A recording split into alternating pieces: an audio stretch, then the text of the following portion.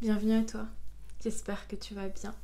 Je m'appelle Nassima, architecte de lettres, et aujourd'hui j'ai envie d'aborder le pourquoi du comment on est en train de vivre toutes ces tempêtes énergétiques, tout ce qu'on vit actuellement d'assez intense. Donc je vais revenir pour ce faire à la base, à l'origine de toute chose. Bien entendu, ce que je vous exposerai tout le long, ça reste déjà selon mes croyances, et aussi c'est qu'un aspect d'une réalité qui est bien plus complexe que ce que je vais dire. Et donc à la base, tout ce qui existe, nous y compris bien entendu, tout ce qui existe, tout ce qui est, provient de la même source. C'est un grand tout, une grande source d'amour qui était juste un à la base et qui a décidé de faire un jeu, de se séparer, de se diviser pour expérimenter qui elle est. Parce que quand tu es toi-même, tu peux pas savoir qui t'es vraiment. Donc elle a décidé de se séparer en plein de choses pour faire l'expérience de l'amour sous toutes ses formes. Donc elle a commencé par se diviser en deux énergies, l'énergie yin et l'énergie yang, le vide et le plein, qui sont vraiment deux forces qui sont constamment en recherche d'équilibre l'une avec l'autre. Et donc ça a donné, comme je disais, tout ce qui est, petit à petit, ça s'est séparé. Et nous, en tant qu'êtres humains, sur cette terre, eh bien, on est là. La terre est comme une école pour nous. C'est une école parmi d'autres. Et on est là pour expérimenter ici un certain monde duel, dans une certaine densité, pour apprendre nos leçons et puis après, quitter cette école et aller continuer ailleurs. Et donc, depuis le début de l'histoire de l'humanité, il y a eu plusieurs civilisations qui se sont succédées. Et en fait, elles ont toutes fini par s'autodétruire. Et pendant tout ce temps, eh bien, la planète Terre, qui est notre terre-mère, était là pour nous. Elle nous a soutenus, elle nous a nourris, elle nous a soignés. Enfin, elle a fait plein de choses. Elle nous a supporté. Elle a supporté, j'ai envie de dire, la bêtise humaine par amour pour nous. Parce qu'on est ses enfants et voilà. Donc elle nous a vraiment supporté. Sauf que depuis l'événement de la bombe atomique, eh bien, il s'est passé quelque chose qui a créé un point de non-retour, un basculement. Parce que ça a tellement causé de dégâts sur Terre, à la Terre elle-même, à l'humanité et dans le reste de l'univers, que ça a vraiment switché les énergies, ça a switché l'évolution de l'humanité. Et là, eh bien, on est appelé à ouvrir nos consciences parce qu'on est en train de faire beaucoup trop de mal. Bien sûr, tout n'est pas noir ou blanc. Et il faut savoir que ça n'est pas uniquement du fait de l'homme qu'on en est arrivé à ça, que toutes ces civilisations se sont détruites. C'est vraiment parce que depuis le départ, on a été soumis et manipulé par des forces sombres qui ne veulent pas que l'être humain se rappelle d'où il vient et se reconnecte à sa vraie nature. C'est pour ça que, en fait, on a été modifiés, on a été... il s'est passé certaines choses qui ont fait qu'on ne se souvient plus de qui on est et d'où l'on vient. Et c'est normal, ça fait partie du jeu, on va dire, du jeu auquel on a choisi de participer. Et donc c'est pour ça en fait qu'on vit tout ce qu'on appelle le karma. Tant qu'on est dans cet oubli, eh bien on participe à cette roue infernale karmique qui fait qu'on oublie à chaque nouvelle incarnation et on recommence les mêmes erreurs jusqu'à ce qu'on comprenne nos leçons et qu'on finisse par transcender ce karma. Voilà. Ensuite, par contre, depuis un certain temps, donc je disais, nous sommes appelés à ascensionner. La Terre a décidé, pour nous aider, en fait, être humains, à comprendre nos leçons et à passer au niveau d'après, d'augmenter ses fréquences. Elle va quitter le monde de 3e dimension pour passer à celui de 5e dimension de conscience. Ce qui veut dire elle augmente ses vibrations, ses fréquences, et nous, habitants de la Terre, on vit en même temps qu'elle les phénomènes. Certains, plus ou moins sensibles, le ressentent plus fortement, et d'autres d'autres pas du tout même. En tout cas, c'est en train d'être activé et ça active beaucoup de choses en nous. D'où, comme je disais à la base, toute cette tempête énergétique qu'on vit. Et donc c'est vraiment pour nous aider, parce que à terme, quand on aura individuellement ascensionné, eh bien il n'y aura plus que des hautes vibrations d'amour à la surface de la Terre. Voilà, vivement. Donc maintenant on va revenir à l'humanité. Comme je disais à la base, on est tous, tout ce qui existe est soit yin, soit yang. Et donc sur Terre, on a justement la planète Terre qui caractérise l'énergie féminine, le yin. Ça sera tout ce qui est, comme j'ai déjà dit, réceptivité, invisible, voilà. Tout ce qui est caché, tout ce qui est dans l'ombre, tout ce qui est subtil. Et de l'autre côté, on a l'énergie masculine, le yang, qui est symbolisé par le ciel, l'univers, voilà, tout ce qui est là-haut, le haut. Et donc, comme je disais, c'est le visible, c'est l'énergie masculine, en tout cas, c'est ce qui est visible, c'est ce qui est mobile, c'est ce qui est tangible, etc., etc. Et nous, les êtres humains, eh bien, on est un mélange des deux, un subtil mélange des deux. Et comme je disais, vu qu'on a été coupé de cette souvenance de qui on est, eh bien l'homme, homme ou femme, on a été comme amputé d'une partie de nous. Et malheureusement, vu qu'on est dans un monde de matière, plus dense, eh bien on a vite été rassuré et on est vite allé vers tout ce qui était visible, tout ce qui était tangible. Et on a mis de côté tout ce qui était invisible, ce principe féminin justement. Et donc souvent, ce qui s'est passé, c'est que l'homme avec un petit h avait plus de difficultés à se reconnecter à cette partie invisible. Parce que lui est porteur majoritairement d'une énergie plus yang. Majoritairement, je dis bien. Et la femme est porteuse d'une énergie plus yin. Et donc pour elle, c'était beaucoup plus facile beaucoup plus facile de se connecter à cette part inconsciente, au monde invisible, à tout ce qui est caché. Et l'homme, voyant la femme agir comme ça, des fois faire des choses qui lui sont étrangères, eh bien il en a eu peur. Il a eu peur du pouvoir que pouvait avoir la femme, parce que automatiquement, vu qu'elle est plus connectée à cette part de féminin et au masculin, eh bien elle est plus connectée quelque part au divin, parce que les deux parts en elle sont plus ou moins équilibrées quand elles s'autorisent à l'être. Alors que l'homme, c'est vrai que c'est moins évident. En tout cas, dans les consciences qu'on pouvait avoir avant. Et donc, ayant pris peur de la force que pouvait avoir cette femme, eh bien, ça lui qui ne se connaît pas à l'intérieur, ça lui a vraiment fait peur. Et donc, il a utilisé les outils qui étaient à sa disposition, c'est-à-dire la force, pour faire taire cette femme, pour la servir, pour l'empêcher de continuer à lui renvoyer quelque chose qu'il ne connaît pas. Et c'est bien ça le souci, c'est que, en fait, en ignorant ce qui nous compose, si l'homme avait su qu'il était en fait composé de la même chose que la femme, eh bien, toutes ces différences qui existent aujourd'hui, toutes ces séparations entre les êtres humains, on ne les aurait pas eues.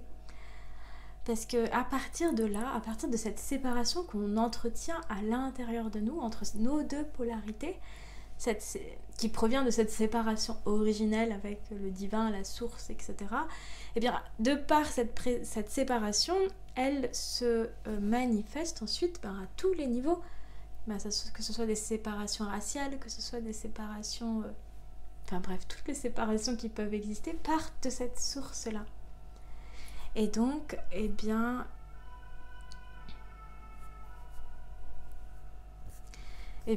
tout ça s'est manifesté par un asservissement pendant des années de la femme qui a été vraiment soumise. Et dans la matière, ça s'est exprimé par un abus au niveau de la planète Terre. On a souillé la Terre, on l'a exploitée, on ne l'a pas respectée, on a exploité ses ressources, on l'a dominée. Ça a vraiment été un masculin dominant et puis une féminine soumise. Mais bien sûr, vraiment c'est important, il n'y a personne qui accuse personne, on a tous été masculins, enfin hommes ou femmes, on porte tous ces mémoires en nous, même en étant femme, eh bien on a ce regard sur les autres femmes et on a ce regard sur les hommes. On est tous engrammés de la même manière. Et c'est normal.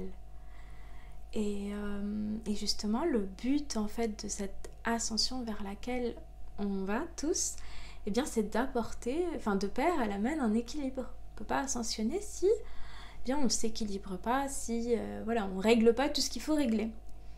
Et donc ça appelle quelque part cette énergie féminine, ça l'appelle à récupérer sa place.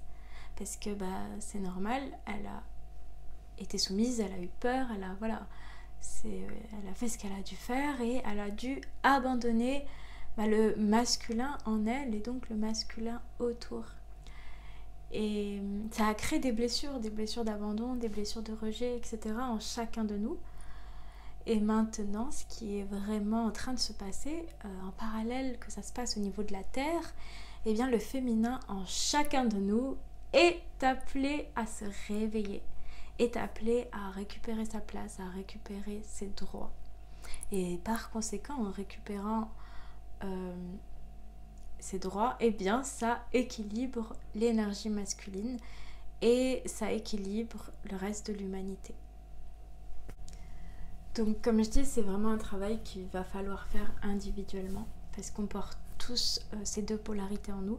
On porte tous toutes les blessures de l'humanité, de l'histoire de l'humanité, plus celles de nos familles et plus nos blessures personnelles en nous. Et cette ascension requiert d'équilibrer tout ça sur tous les plans. Donc voilà, on se rend compte au fur et à mesure à quel point on a été complètement détraqués par ces blessures dans nos manières d'agir. En fait, ça a vraiment biaisé la réalisation de notre soi authentique. Et petit à petit, au fur et à mesure qu'on va se libérer, on va se rendre compte de toutes ces mémoires qu'on porte et qui conditionnent complètement notre quotidien. Il y a beaucoup de choses qu'on fait et qu'on a fait qui ne nous appartiennent même pas, qui sont vraiment... On a comme été une station radio qui a capté des fréquences et qui les transmet, qui les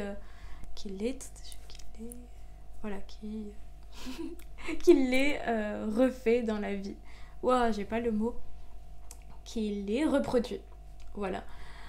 Donc c'est assez impressionnant et c'est assez libérateur même de se dire parfois, écoute, ça, j'ai jamais compris pourquoi je l'ai fait. En fait, maintenant je comprends, c'était pas moi, c'est un schéma que j'ai reproduit, qui se reproduit depuis plusieurs générations.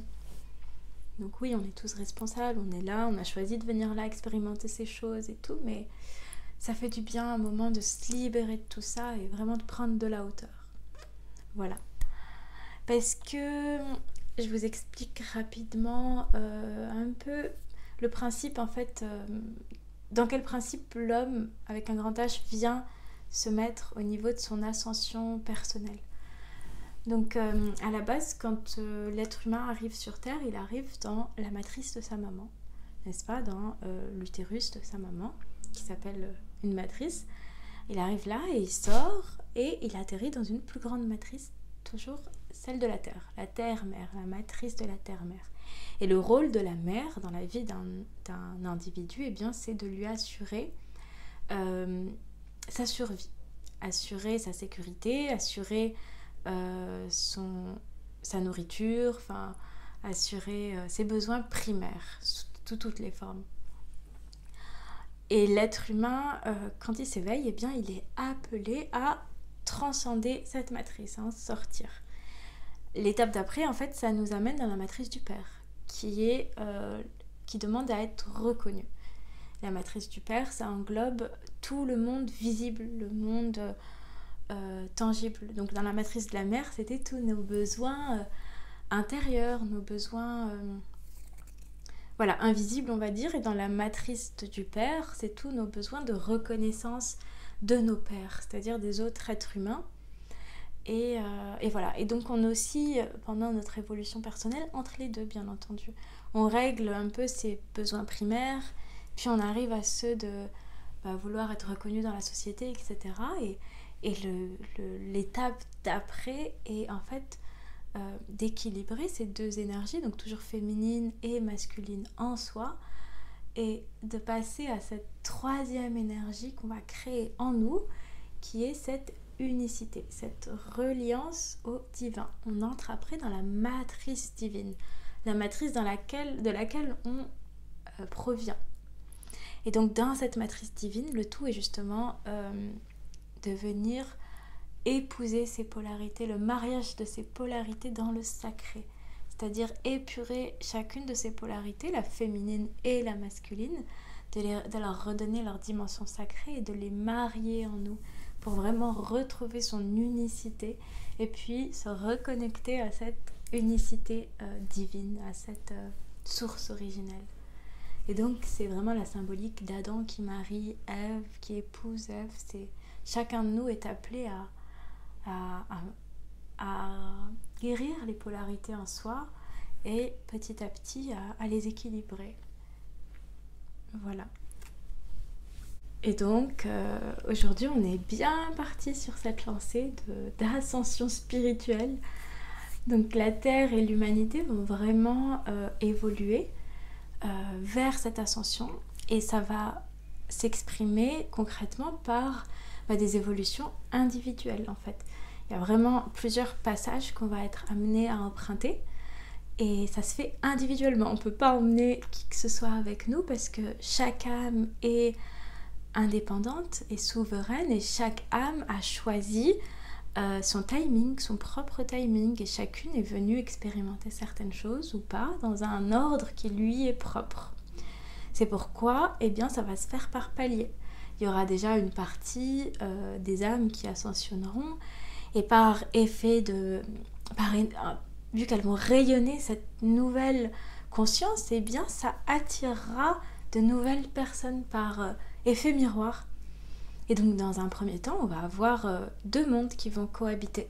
L'ancien monde de troisième dimension qui va petit à petit s'effondrer. On peut même voir que ça commence déjà. Et puis en parallèle, on va avoir ce nouveau monde de cinquième dimension de conscience qui va émerger. Donc ça va pas être drastique, il va pas y avoir vraiment une séparation nette. Les gens vont le sentir en eux, mais ça va pas forcément se matérialiser tout de suite. Il y aura pas vraiment un nouveau monde qui va apparaître, etc. C'est en parallèle que ça apparaît. Il y en a, ils sont déjà dans cette cinquième dimension depuis un bon moment, et il y en a beaucoup qui sont encore en quatrième dimension, en train de se purifier, d'apprendre et d'ascensionner. Et donc en fonction de ce que votre âme aura choisi, ça peut être dans cette vie, dans une autre vie, peu importe, c'est ce qui est prévu et c'est ce qui est juste. Et encore une fois, je pense quand même que la plupart des gens qui sont amenés à écouter ce genre de vidéos et à retomber sur ce genre de choses assez souvent, c'est parce que leur âme est en train d'essayer de leur faire passer un message, que rien n'arrive par hasard. Et si vous vous retrouvez face à ce genre d'appel, c'est peut-être pas pour rien. Voilà. Bon. Tout ça va être à suivre. Donc c'est tout. J'espère avoir apporté quelques éclairages. C'était assez résumé, assez condensé, assez